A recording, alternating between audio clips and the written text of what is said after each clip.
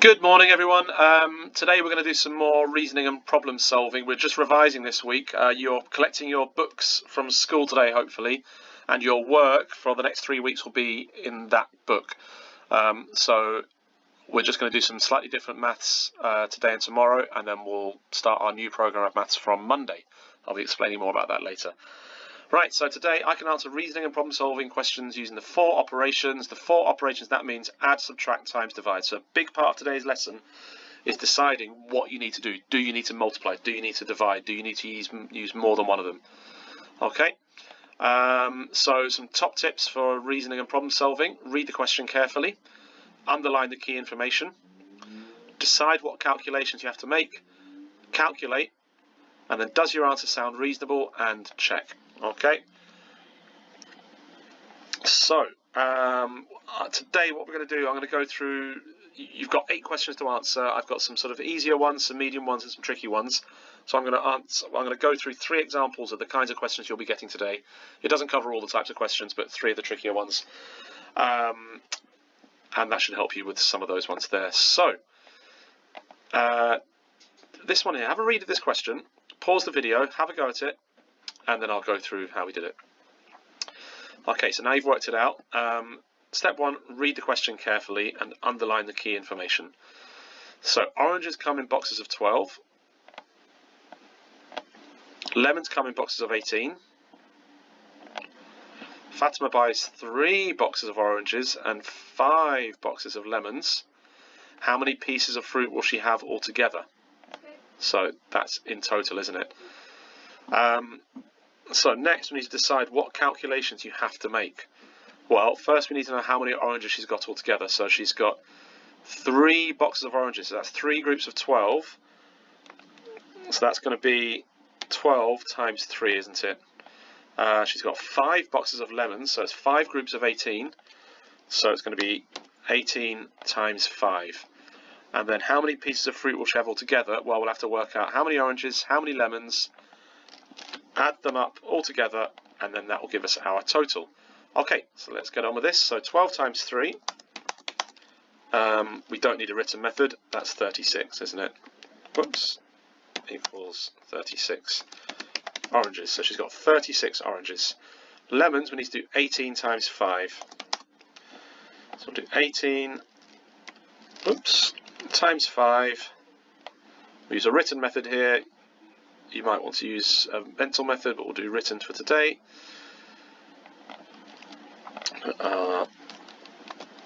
Multiply sign there. Right, so we do 5 times 8 is 40. So we put the 0 there, and we carry the 4. Put that up there in small. And then we do 1 times 5 and then add the 4. So 1 times 5 is 5, add 4 is 9. So she's got 90 lemons.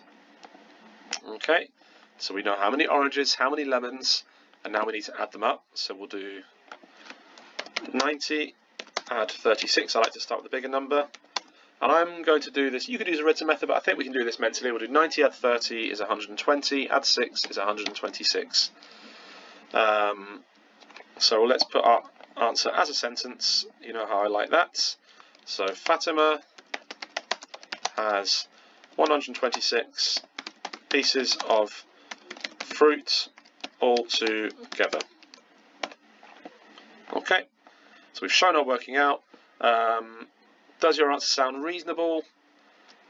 I think so. It doesn't sound like it's too large a number.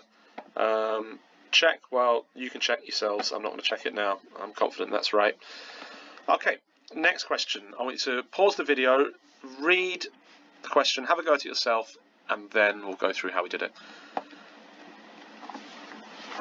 Okay, so read the question carefully, underline the key information. So Nathan buys a packet of pencils and a packet of pens. So a packet of pencils, a packet, and a packet of pens. So it's just one of each. So we're not doing any multiplying, are we? He pays with a £20 note. How much change will he receive? So how much change? That's important, isn't it? So next, decide what calculations you have to make. Well, we need to work out how much he's got altogether, how much he spends altogether, sorry. So we need to work out how much it costs to buy a packet of pens and a packet of pencils. So we're going to have to add up these two amounts. So we'll do a written addition. And once we've worked out that, then we need to work out how much change he gets from £20. Well, to work out change, we subtract the amount spent from the amount paid with, don't we? So we'll do £20, take away the total there. Okay, so we need to add these up, don't we? So 3 add 1 is 4. 8 add 7 is 15. So we'll put the 5 there. We'll carry the 1. We'll put our decimal point in.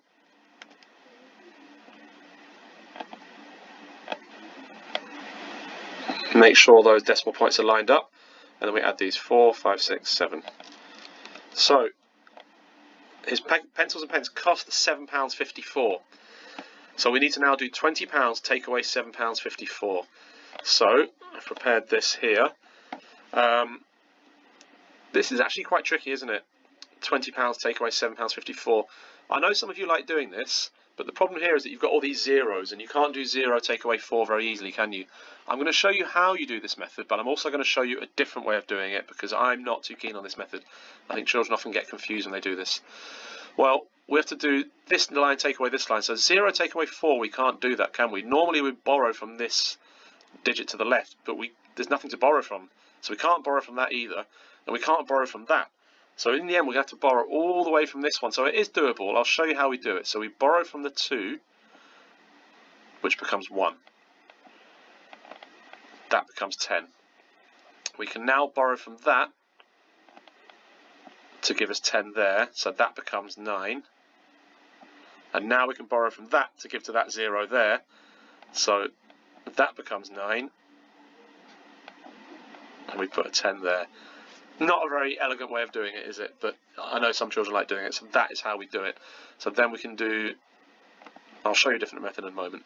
10 take away 4 equals 6. 9 take away 5 equals 4. Put our decimal point in. 9 take away 7 equals 2. 1 take away nothing equals 1. Okay, so we've calculated. Let's put a question. So Nathan will receive £12.46 change. Now let's have a think. Does your answer sound reasonable? £12 change from a £20 note when it costs £7.54? Yep. Check. Now how could you check here? What you could do is £12.46 add £7.54, and that should give you 20. Okay, so that's the way to check. But I did say I was going to show you a different method for doing this 20 take away £7.54 that doesn't deal with all these zeros. So one little trick you can do is to take 1 pence away from £20, and it gives you £19.99. And all you need to remember is that we just have to add that 1 pence at the end. I suppose it's 0.01, isn't it, really? So if we remember that, then it actually gives us a nice easy subtraction that doesn't deal with all these zeros and all this mess here. So we can then do 9 take away 4 equals 5. 9 take away 5 equals 4. Put our decimal point in. 9 take away 7 is 2. 1 take away nothing is 1. So we've got £12.45. We add the 1 pence. That becomes £12.46. Okay, so another way of subtracting when we've got a load of zeros, we take 1 away from the last digit there. But you need to know how to do that. So if you're not confident doing that, you might need to think of another way. So I have also prepared another way of subtracting £7.54 from 20, and this is the number line method. And I like this method because actually it trains you to do it in your head. This is when you make this calculation in your head, you're actually using number line method. So for this, we need to make jumps from £7.54 up to £20. So what we need to look for is the next big round number. So I think we can jump from £7.54 to £8. Okay, so we need to use our knowledge of number bonds to 100. So the difference between 54 and 100 is 46, so it's 46 pence. And then to get from 8, so let's do the jump. Let's show that.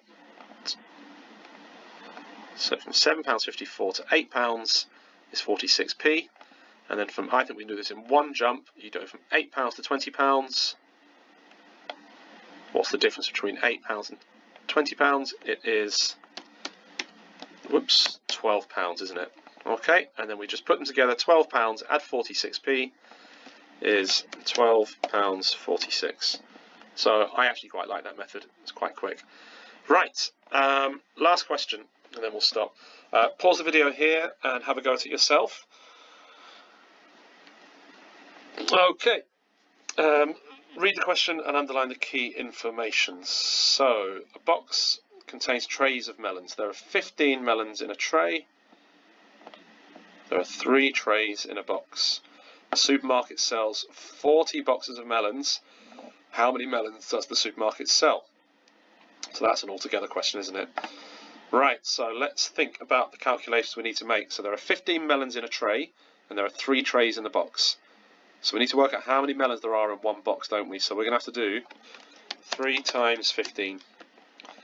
So that's how many there are in one box, but then there are 40 boxes, so we're going to have to do that answer multiplied by 40, aren't we? So 3 times 15, I think we can do that in our head. That's 15 add 15 add 15 equals 45. And then we need to think 40, so there are 45 melons in one box. So let's put a 45 there, shall we? So there's 45, and we've got 40 boxes. So we need to do 40 times 45, don't we? Well, different ways of thinking about this. You could just do 4 times 45, and then just add the 0. You could use a written calculation. I think we could do 4 times 45 in our heads, couldn't we? 45 add 45 is 90. Double 90 is 180.